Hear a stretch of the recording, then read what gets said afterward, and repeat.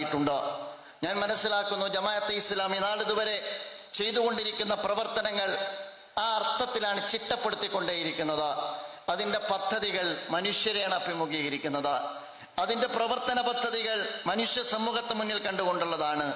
Charity പ്രവർത്തനം നടത്തുന്നുണ്ട്. നിങ്ങൾ ആലോചിച്ചു നോക്കുക, കഴിഞ്ഞ ഏതാനും വർഷങ്ങൾക്കകത്ത് 2000 വീട് കേരളത്തിൽ ജമാഅത്തെ ഇസ്ലാമി പൂർത്തീകരിച്ചു. 2000 വീട്. ഈ 2000 വീട് എന്ന് പറയുന്നത് 2018 ഫ്ലഡ് തൊട്ട് അനുഭവിക്കുന്ന ദുരിതം അനുഭവിക്കുന്ന ജനങ്ങളാണ്. ഞാൻ നിങ്ങൾക്ക് സോഷ്യൽ ഓഡിറ്റിങ്ങിന് വിട്ടുതരുന്നു. ആ 2000 വീടുകളിൽ അന്തിയുറങ്ങുന്നവന്റെ മതമല്ല, അവനോടുള്ള മാനുഷിക പരിഗണന മാത്രമാണ് അതിൻ്റെ പ്രചോദനമായി മാറിയിട്ടുള്ളത്. വിശപ്പിന് മതമില്ല, വിദ്യാഭ്യാസത്തിന് മതമില്ല, രോഗാവസ്ഥക്ക് മതമില്ല, മൗലികാവകാശങ്ങളുടെ കാര്യത്തിൽ മതമില്ല. മനുഷ്യനെ നോക്കാനാണ് വേദഗ്രന്ഥങ്ങൾ നമ്മോട് പറഞ്ഞിട്ടുള്ളത്.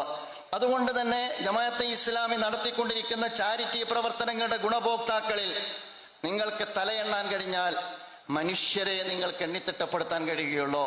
ഒരു പ്രത്യേക മതവിഭാഗത്തെ നിങ്ങൾക്ക് കണ്ടെത്തുക സാധ്യമല്ല.